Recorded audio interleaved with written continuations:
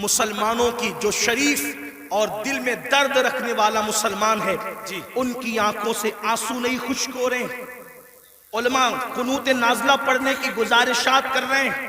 اللہ اکبر. تو یاد رکھنا دل کو بہلانے کے لیے یہ علماء کے قصے کہانیاں نہیں ہے, یہ خطیبوں کی من گڑت باتیں نہیں ہیں, بلکہ یہ اللہ کا فرمان ہے کہ جنت حق ہے, جہنم حق ہے. حضرت جبریل کو اللہ رب العزت نے فرمایا جبریل جاؤ ہماری بنائی ہوئی جنت دیکھاؤ. حضرت جبریل نے جنت کو دیکھا, جنت کی نعمتوں کو دیکھا, اور دیکھنے کے بعد اللہ سے عرض کیا مولا تیری جنت کتنی خوبصورت ہے, تیری جنت کتنی حسین ہے, تیری جنت کتنی جمیل ہے, تیری جنت میں کتنی نعمتیں ہیں. مولا جو سنے گا یہ نعمتیں تو ہر بندہ جنت ہی میں داخل ہوگا, ہر بندہ جنت میں جائے گا.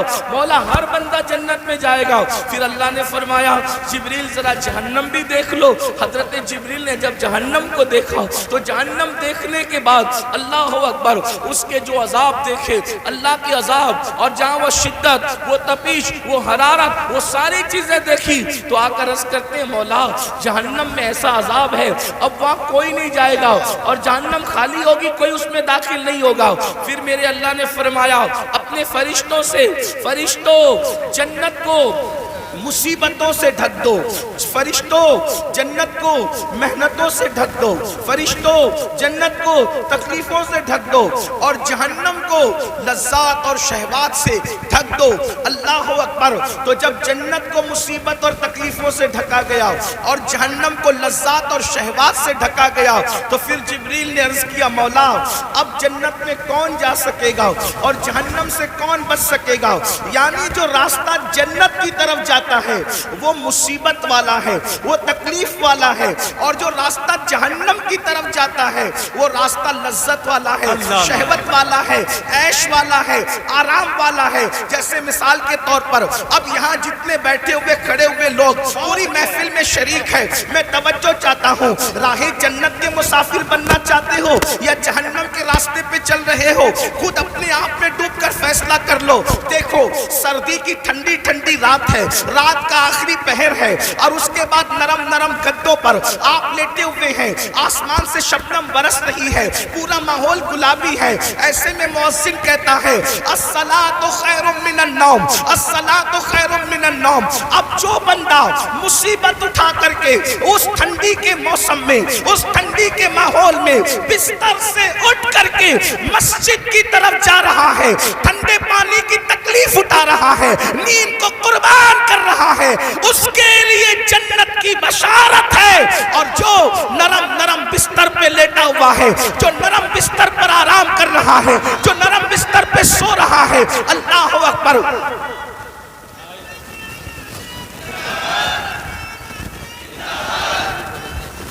زندہ باد. ماشاءاللہ. کوشش کریں کہ نعرے کی بجائے میری بات سن لیں. بات پوری ہو جائے دیکھ لینا. آپ توجہ فرمائیں. جس نے 10 منٹ نیند کی تکلیف اٹھائی, جس نے ٹھنڈے پانی سے وضو کیا اور بستر چھوڑ کر مسجد گیا, مصلی پر آ گیا, اس کے لیے جنت کی بشارت ہے.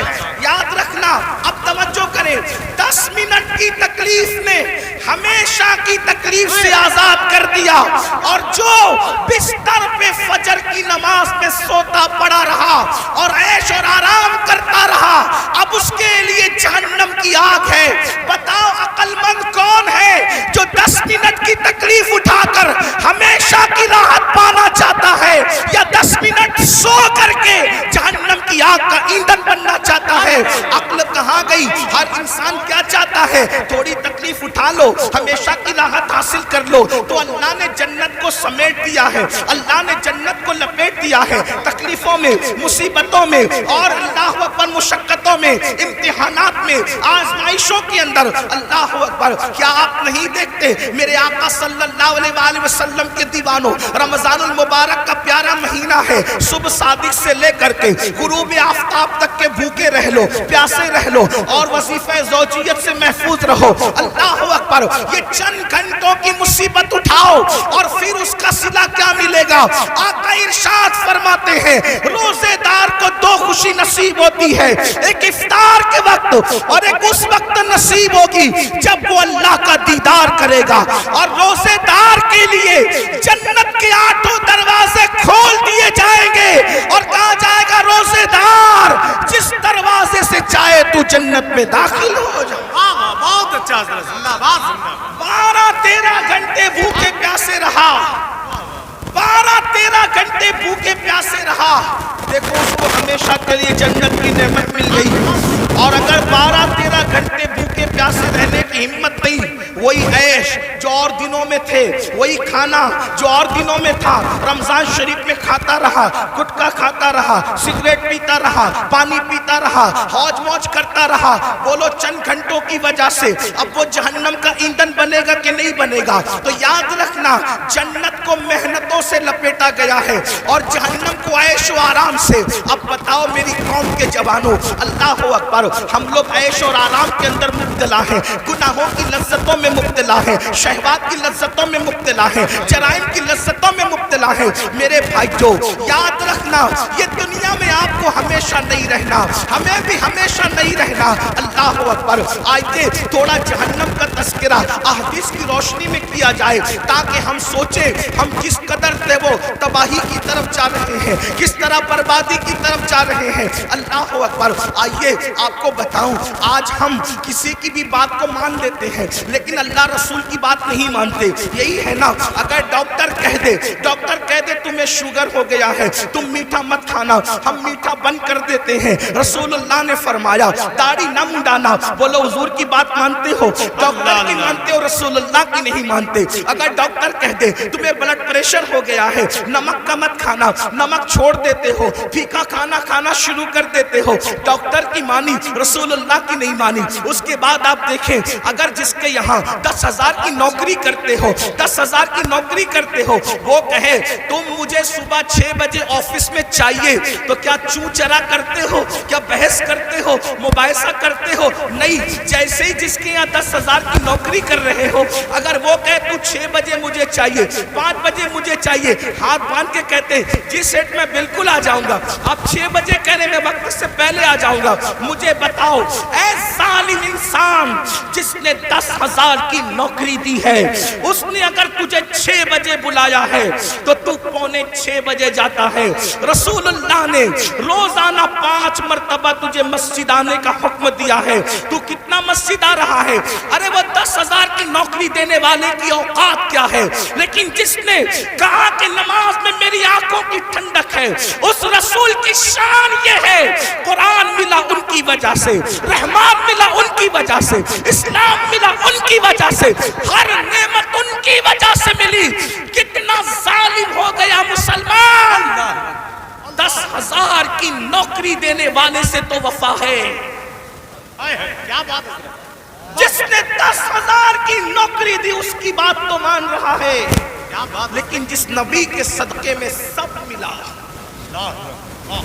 وہ کون سی نعمت ہے جو اللہ کے رسول کی وجہ سے نہ ملی؟ کیا بات ہے، ہر نعمت انہی کے صدقے میں، ہر نعمت انہی کے وسیلے سے، ہر نعمت انہی کے واسطے سے۔ میرے امام فرماتے ہیں خلق کے حاکم ہو تم، رزق کے قاسم ہو تم سے ملا جو ملا، تم پہ کروڑوں درود، تم ہو جواد و کریم، تم ہو رؤوف الرحیم، بھیک ہو داتا عطا، تم پہ کروڑوں درود۔ اپنا مسئلہ کیا ہے؟ ہم سب کی بات مان رہے ہیں، رب کی نہیں مان رہے ہیں، رب کے رسول کی بات نہیں مان رہے ہیں، سب کے فرما بردار ہیں، اللہ رسول کے فرما بردار نہیں ہے۔ اب اس کا انجام کیا ہے؟ تھوڑی دیر ایک حدیث سن لے جو صحیح کے اندر موجود ہے، سیاہ ستہ میں ایک حدیث آئی ہے، اس کو دل کے کانوں سے سن لیں۔ اگر اپنا بھلا چاہتے ہو، یاد رکھنا، اتنا یقین ہے کہ مرنا ہے، اتنا یقین ہے موت آنی ہے، اتنا یقین ہے اللہ کو منہ دکھانا ہے، اتنا یقین ہے اللہ اللہ کی عدالت میں کھڑے ہونا ہے تو سن لو میری قوم کے جوانوں، تم چاہو تو ماحول بدل سکتا ہے، تم چاہو تو انقلاب آ سکتا ہے، تم چاہو تو تبدیلی آ سکتی ہے۔ اللہ اللہ اکبر۔ آپ اتنے شوق سے سننے کے لیے علماء کو آتے ہو، میرے قوم کے جوانوں تم ہماری قوم کا سرمایہ ہے، جتنی شوق سے سنتے ہو اگر اتنے ہی شوق سے بدل بھی جاؤ، اتنے ہی شوق سے عمل بھی کر لو، پوری دنیا میں انقلاب آئے گا۔ صرف ہندوستان کا جوان پورے ملک کے انقلاب کے لیے کافی ہے، اور پورا ملک نہیں بلکہ پوری دنیا کے انقلاب کے لیے کافی ہے۔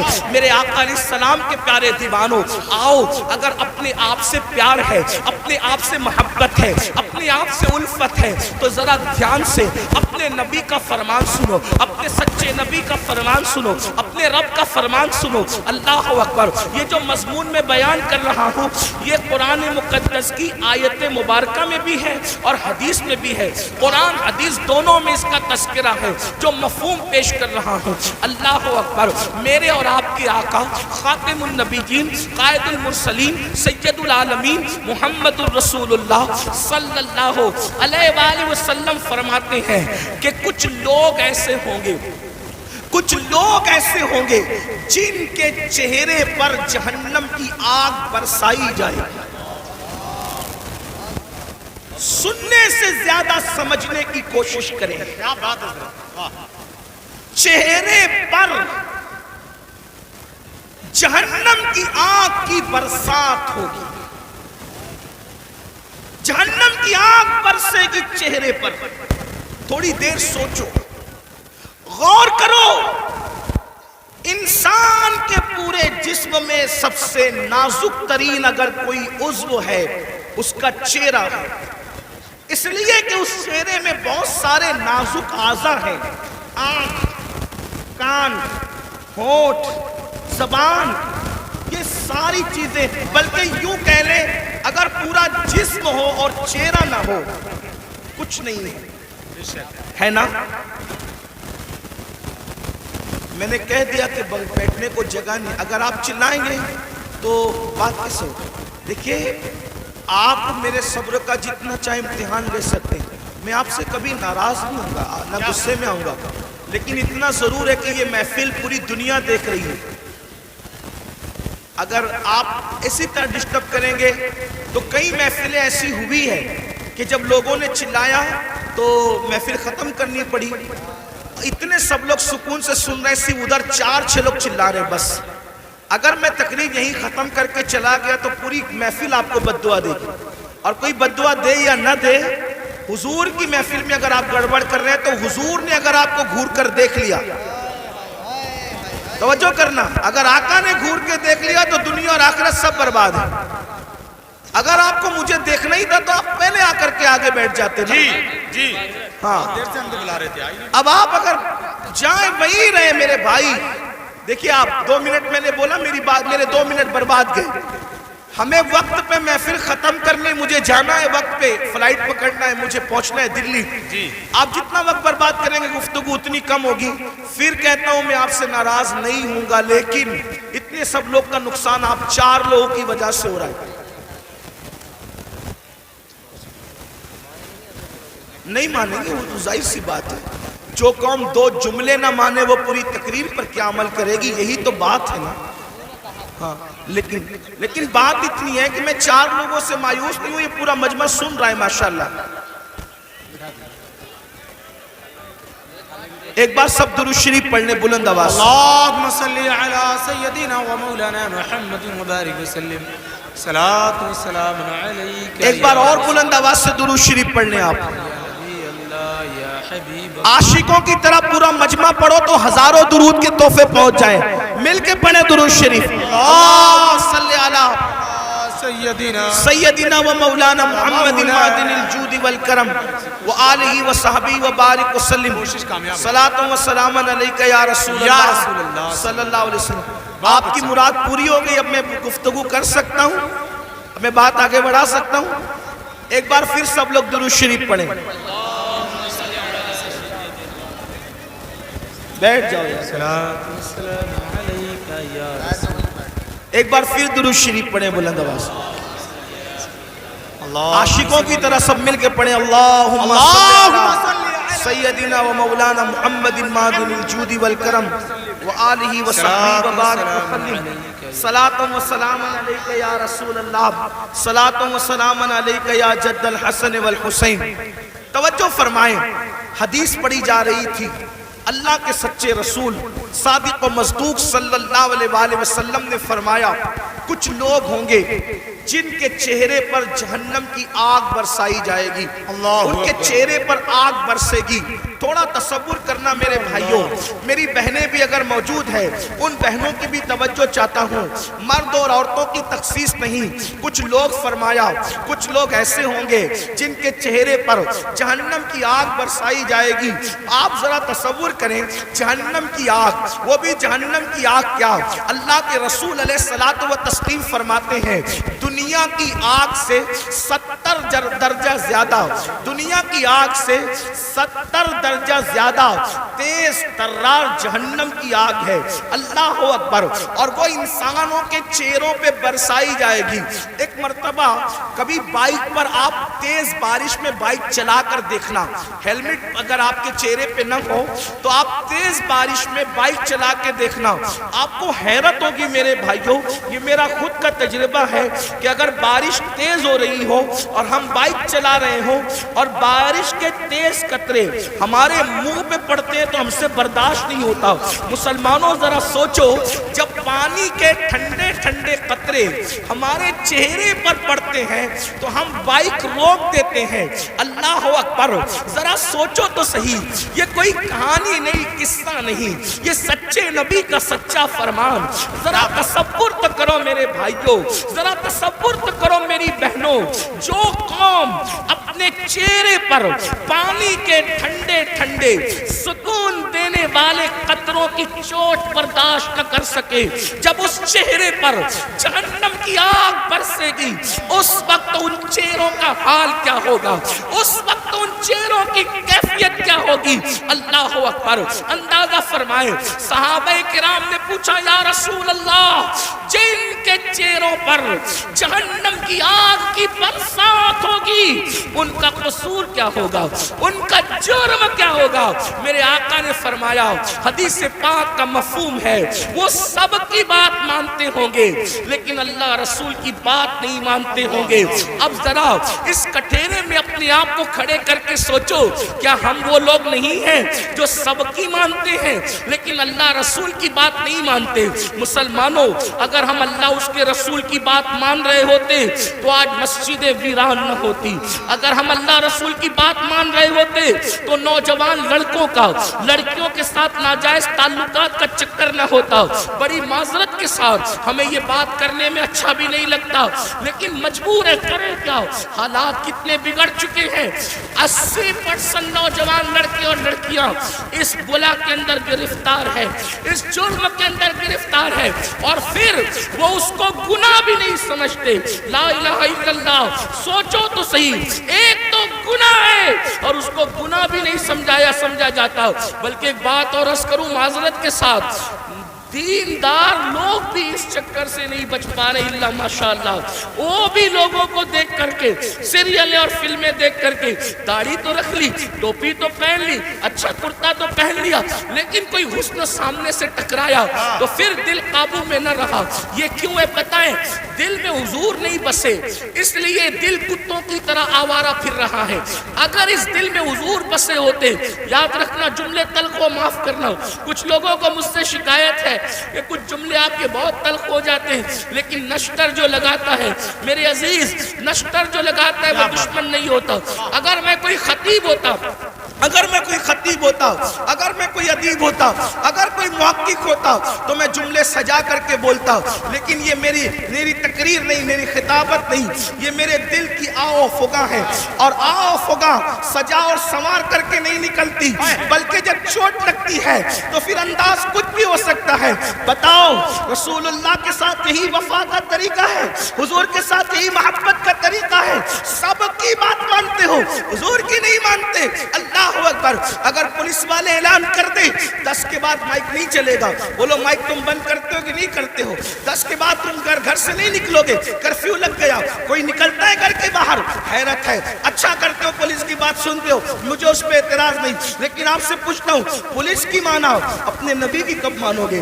ڈاکٹر کی مانا اپنے نبی کی کب مانو گے؟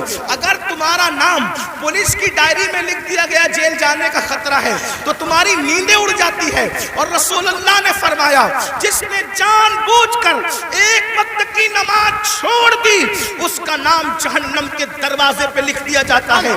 پولیس کے رجسٹر میں نام آئے تو تمہاری نیند اڑ جاتی ہے.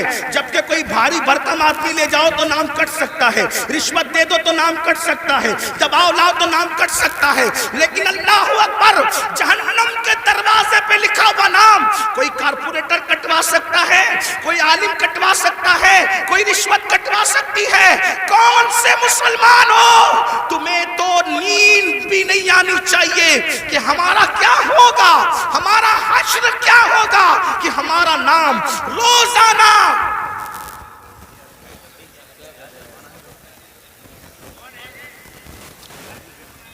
کوئی بات نہیں, حضرت فرمائیں بڑی کوئی بات نہیں. روزانہ ایک دن میں 5 مرتبہ, ایک دن میں 5 مرتبہ ہمارا نام جہنم کے دروازے پہ لکھا جا رہا ہے. ہمارے بیٹوں کا نام جہنم کے دروازے پہ لکھا جا رہا ہے. ہماری بیٹیوں کا نام جہنم کے دروازے پہ لکھا جا رہا ہے. نیند کیسے آتی ہے آرام کی؟ نیند کیسے آتی ہے؟ ہنستا ہے مسلمان. یہ مولانا لوگ کا تو کام ہی ہے. مولانا کا کیا کام ہے؟ مولانا کی ذمہ داری ہے کیا بات حضرت, حق پیش کرے, واہ, سچائی پیش کرے. اگر آج تم ہم لوگوں کی باتیں نہیں مانو گے, جب آنکھیں موت سے بند ہوگی تب تمہاری آنکھیں کھلے گی کہ تم کر کیا رہے تھے. اس وقت رو گے, اس وقت رو گے. حدیث پاک ہے, مردے پہ زندہ جو روتے ہیں اس سے زیادہ مردہ روتا ہے. اس وقت مردہ روتا ہے, ہائے مجھے دنیا نے دھوکہ دیا, مجھے دنیا کے مال نے دھوکہ دیا, مجھے دنیا کے منال نے دھوکہ دیا. مگر اس وقت کا رونا کام نہیں آتا. فرشتے اس کو طنز کرتے ہیں, ظالم, جب تجھے پکار پکار کر کہنے والے نصیحت کرتے تھے ہوش میں آ جا, سدھر جا, سنور جا, اس وقت تو نہیں سدھرتا تھا. ابھی تو گھمنڈ تھا مال پر, ابھی تو گھمنڈ تھا آل پر, ابھی تو گھمنڈ تھا لمبی کاروں پر. قرآن کہتا ہے لا تنس نصیبک من الدنیا. قرآن کہہ رہا ہے او مال و منال پر گھمنڈ اور غرور کر کے اللہ کو بھولنے والوں, دنیا سے اپنے نصیب کا مت بھولو. سوائے کفن کے اس دنیا سے تم کچھ ساتھ نہیں لے کر جاؤ گے. کیا بات ہے, بے شک. کفن بھی کفن, کفن بھی جسم پر اسی وقت رہے گا اللہ راضی ہے تو, ورنہ وہ کفن بھی جہنم کی چادروں میں سے ایک چادر بن جائے گا, آگ کی چادروں میں سے ایک چادر بن جائے گا. دنیا کو دیکھتے دیکھتے تم کیوں آوارگی کر رہے ہو؟ ان کے یہاں مرنے کے بعد اٹھنے کا کوئی تصور نہیں ہے. جو قوم آوارگی کرتی ہے وہ سوچتے ہیں مرنے کے بعد ہمیں آگ میں ڈال دیا گیا, قصہ ختم ہو گیا. ہمارے یہاں قصہ ختم نہیں ہوتا, پیدائش سے قصہ شروع نہیں ہوتا, موت پہ قصہ ختم نہیں ہوتا. بلکہ ایک بات کہوں, ہمارے مذہب میں جو اللہ رسول کا وفادار بن جائے اس کے لیے دنیا جتنی خوبصورت ہے اس سے زیادہ خوبصورت اس کی قبر ہے, اور اس سے زیادہ خوبصورت میدان محشر ہے, اور اس سے زیادہ خوبصورت اس کی آخرت ہے.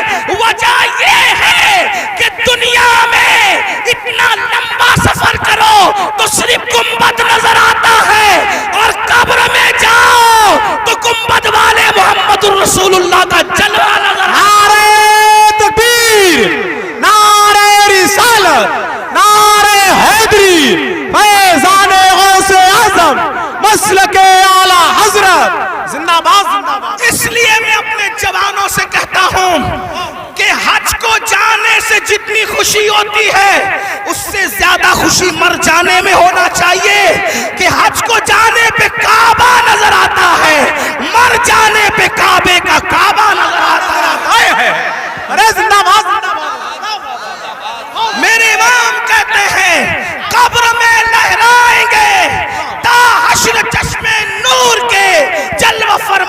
होगी जब तलात रसूलुल्लाह। क्या मकाम है कब्र का, लेकिन किसके लिए?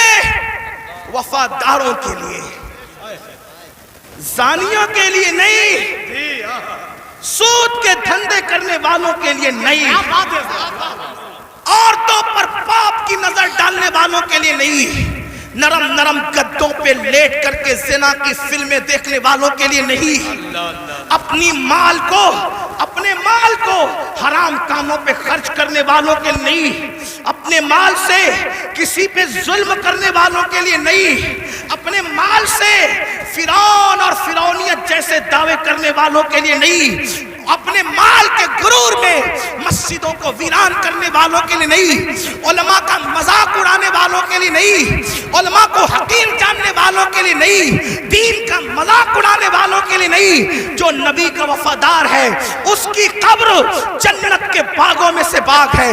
हुजूर आएंगे और कब्र जगमगाएंगे। सोचो तो सही, अल्लाह अकबर, हुजूर कहाँ आएंगे नहीं आएंगे कोई गारंटी नहीं है, लेकिन वफादार की कब्र जगमगाने के लिए जरूर तशरीफ लाएंगे।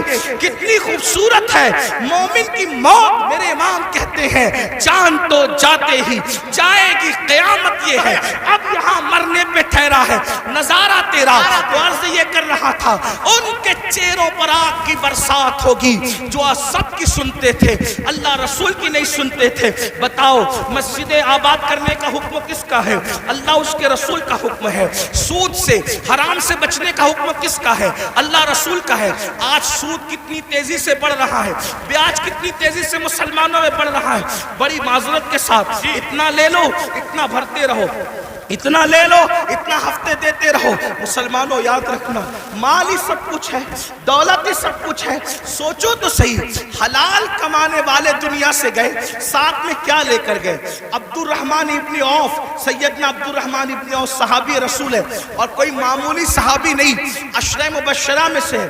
और वो सहाबी है जिनके पीछे खड़े होकर रसूलुल्लाह ने नमाज अदा फरमाई। चंद खुशनसीब असहाब वो हैं, चंद खुशनसीब असहाब वो हैं जिनको ये शरफ हासिल है कि वो नमाज पढ़ा रहे थे तो उनकी इमामत की ताईद में हुजूर उनके पीछे खड़े हो गए हैं। वो उनमें से एक अब्दुर्रहमान इब्न औफ है। सोचो तो सही, गौर तो करें, ऐसे साहबी बहुत मालदार, उनके घर का सोना फावड़े से खोद कर तकसीम किया गया, इतने मालदार थे अब्दुर्रहमान इब्न औफ। हलाल कमाया ना, अब्दुर्रहमान इब्न औफ क्या ले गए? हलाल कमा कर भी क्या ले गए? सोचो, इतने बड़े साहबी हलाल कमा के क्या ले गए? ले गए कोई दुनिया का माल। तो जो हलाल कमाए वो साथ नहीं ले जाता, तो जो तुम हराम कमा रहे हो क्या साथ ले जाओगे? और सोचते हो कि हराम से अपने बच्चों को जो पाल रहे हो, ये हराम खाने वाले तुम्हारे बच्चे जिनका गोश्त तो हराम से बन रहा है, खून हराम से बन रहा है, ये तुम्हारे वफादार रहेंगे? बताओ, औलाद गद्दार क्यों होती है? आज बड़ी से बड़ी स्कूल में पढ़ा रहे हो फिर भी औलाद गद्दार है। बड़े बड़े शहरों में बड़े बड़े कॉलेजेस में भेजते हो फिर भी औलाद गद्दार है। क्यों? इसलिए कि तालीम तो अच्छी है, लेकिन जो हराम का खून और हराम का गोश्त है वो वफादार बनने नहीं देता किसी को। पहले इतनी बड़ी बड़ी स्कूलें नहीं थी, इतने बड़े बड़े कॉलेजेस नहीं थे, लेकिन औलाद माँ बाप की वफादार होती थी, मुल्क और मिल्लत की वफादार होती थी। भाई औलाद की वफादारी ग़िज़ा की बुनियाद पे होती है, कॉलेजेस और इमारतों की बुनियाद पे नहीं होती। कॉलेजेस और इमारतों की बुनियाद पे नहीं होती। एक वाक़या सुने, बहनें भी मौजूद है, उनकी तवज्जो चाहता हूँ। आपने सुन रखा होगा हज़रत टीपू सुल्तान जी, बड़ा मशहूर नाम है हिंदुस्तान में, यही तो अपनी पहचान है। हम जैसे बहादुर, हमारे जैसा कोई बहादुर नहीं है। वजह, जिनकी अक्लों पे पत्थर, जिनके मजहब में पत्थर, जिनके अकीदे में पत्थर, वो क्या बहादुर हो सकते हैं? बहादुर तो वो कौम है जिसके पास कुरान है, जिसके पास जिंदा रहमान का अकीदा है, जिसके पास, अरे हमसे ज्यादा बहादुर भी कोई हुआ है? हमारा नबी इतना ताकतवर है कि जमीन पे खड़े रहकर इशारा करे तो चांद टुकड़े हो जाए। बड़े से बड़ा बहादुर कागज को इशारे से टुकड़े नहीं कर सका। اشارے سے تو کاغذ بھی ٹکڑے نہیں ہوتا. اپنے نبی کی طاقت کا اندازہ لگاؤ, ان کے اشارے سے جان ٹکڑے ہو گیا. طاقت ہمارے یہاں ہے, قوت ہمارے یہاں, اور پھر ہمارے یہاں صدیق اکبر جیسا بہادر, فاروق اعظم جیسا بہادر, عثمان غنی جیسا بہادر, علی مرتضی فاتح خیبر جیسا بہادر, کہ کبھی زنجیر ہلتی ہے کبھی در کانپ جاتا ہے, علی کا نام سن کر اب بھی خیبر سبحان اللہ, زندہ باد. صلاح الدین ایوبی جیسا بہادر ہمارے اندر ہے, طارق بن زیاد جیسا بہادر ہمارے اندر ہے, نور الدین زنگی جیسا بہادر ہمارے اندر ہے. یہ بہادروں کی ایک فہرست ہے ہمارے پاس. تو ٹیپو سلطان بھی بڑا بہادر, جب تک سلطان زندہ تھے انگریزوں کی ہمت نہیں ہوئی کہ کہہ سکے کہ بھارت ہندوستان ہمارا ہے. جب سلطان کی شہادت ہوئی تب ان کو ہمت ہوئی کہ آج سے ہندوستان ہمارا ہے. آپ کیا سمجھتے ہیں؟ یہ بات بھی بتا دوں, بہادری کب آتی ہے اور بزدلی کب آتی ہے؟ جی, عشق رسول انسان کو بہادر کرتا ہے بے شک بے شک, اور گناہ انسان کو بزدل کرتا ہے. سچ ہے یہ حق. جب تک مسلمان عاشق رسول تھے, سچے بہادر تھے, جب سے گناہ کرنے لگے بزدل ہوئے. اب سائے سے بھی ڈرتے ہیں, چھپکلی سے بھی ڈرتے ہیں, کتوں سے بھی ڈرتے ہیں. اسی لیے تو کتے تمہیں ڈرا رہے ہیں. کیا اشارہ ہے. جب تک تم کتوں سے نہیں ڈرتے تھے بہادر تھے, کتوں میں ہمت نہیں تھی تمہیں ڈرانے کی. جب سے تم گناہ کر کے بزدل ہوئے, چھوڑ دو رات میں گندی فلمیں دیکھنا, بستر پہ پاپ کی فلم دیکھنے کی بجائے مصلے پہ رو کے دیکھ, جیسے اصحاب کہف کے پیچھے کتا تم ہلا کے چلا تھا, اب بھی کتے تیرے پیچھے تم ہلاتے ہوئے نہیں. نعرہ تکبیر, نعرہ رسالت, نعرہ حیدری, مسلک اعلی حضرت. مراد آباد والوں, ہندوستان میں رہنے والے کتے بہادر نہیں ہوئے, تم بزدل ہو گئے. بزدلی سے نکلو, کتا پھر کتا ہے. میں کسی کو نہیں کہہ رہا ہوں, میں تو کتوں پہ بات کر رہا ہوں. امید ہے کہ مراد آباد کے کتے اگر پاس میں بیٹھ کے سن رہے ہیں تو ان کو برا نہیں لگنا چاہیے. رامپور کے کتے اگر یہاں کہیں سن, ان کو برا نہیں لگنا چاہیے. جب وہ چند جوان, توجہ کریں, کتے تم پیچھے کیسے ہلاتے ہیں, چند جوان, پاکیزہ جوان, متقی جوان, پرہیزگار جوان, جب اپنا ایمان بچانے کے لیے دقیانوس کے خوف سے گھر سے نکلے تو وہ چپکے سے رات کو نکلے تو پیچھے کتا بھی ہو گیا. ان جوانوں کو خوف ہوا, کتوں کا کام بھونکنا ہے, اگر اس نے بھونک دیا بھونکے گا یہ, پکڑائے گا ہمیں. اس جوان نے پتھر اٹھایا, کتے کی طرف مارا, کتے نے پیچھے کے پیر پہ کھڑے ہو کے آگے کے پیروں کو ہاتھ کی شکل دی اور اللہ سے کہا مجھے زبان دے تاکہ تیرے وفاداروں سے میں بات کر سکوں. اور پھر کتے کو اللہ نے زبان دی تو کتا بول پڑا, او اللہ والے تجھے خوف ہے کہ میں بھونکوں گا, ہم کتے ہیں مگر پتا ہے کس پر بھونکنا چاہیے کس پر نہیں. نعرہ تکبیر, نعرہ رسالت, نعرہ حیدری, فیضان غوث اعظم, مسلک اعلی حضرت. اور یہ بات میں کسی کو طنز نہیں کر رہا ہوں, ہمارے قرآن میں لکھا ہے.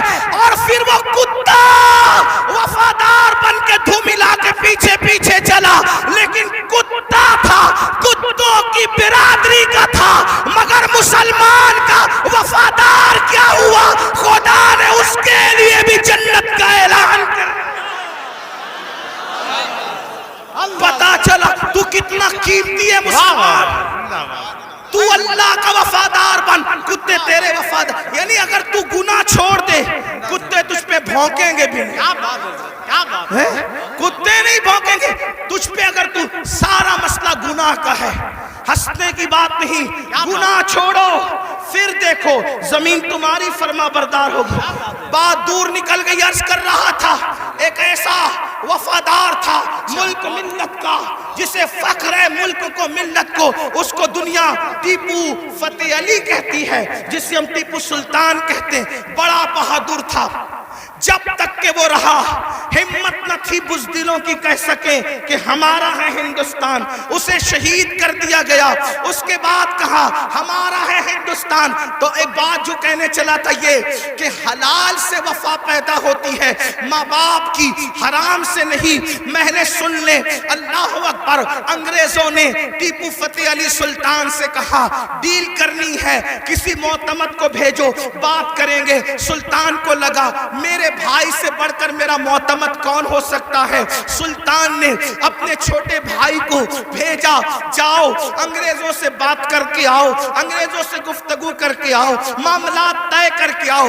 بہنوں کی خاص توجہ، اللہ اکبر۔ چھوٹا بھائی گیا، جانے کے بعد دیر ہو گئی تو قریبی ندیموں نے، قریبی دوستوں نے سلطان کے کان میں کچھ بات کہی۔ سلطان کھڑے ہوئے، غصے میں آئے، حالت غصے میں ٹہلنے لگے، اور دیر ہوئی، ٹہلتے ٹہلتے ماں کے کمرے میں جا گھسے۔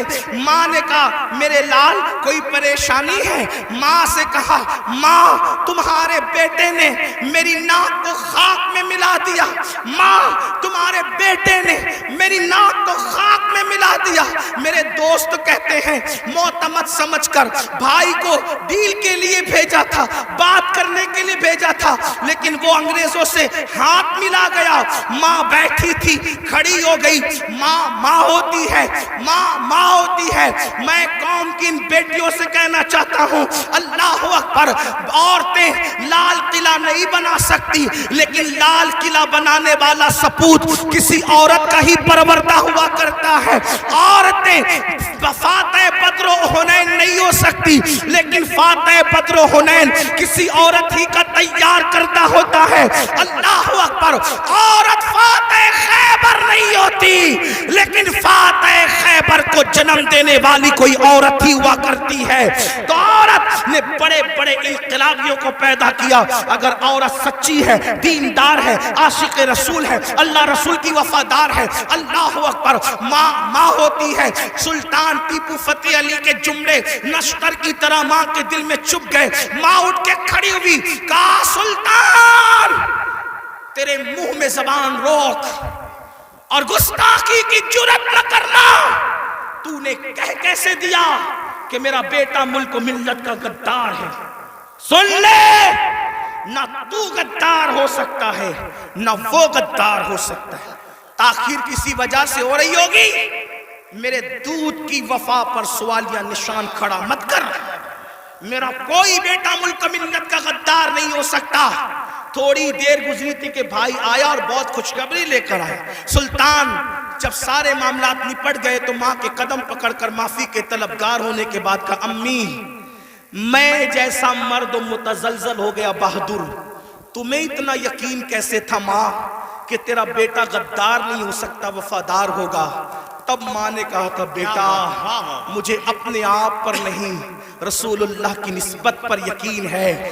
جب میں نے تجھے اور تیرے بھائی کو دودھ پلایا تو کبھی بغیر وضو دودھ نہیں پلایا، ہمیشہ میں نے باوضو مدینے کے تاجدار پر درود پڑھتے ہوئے دودھ پلایا ہے۔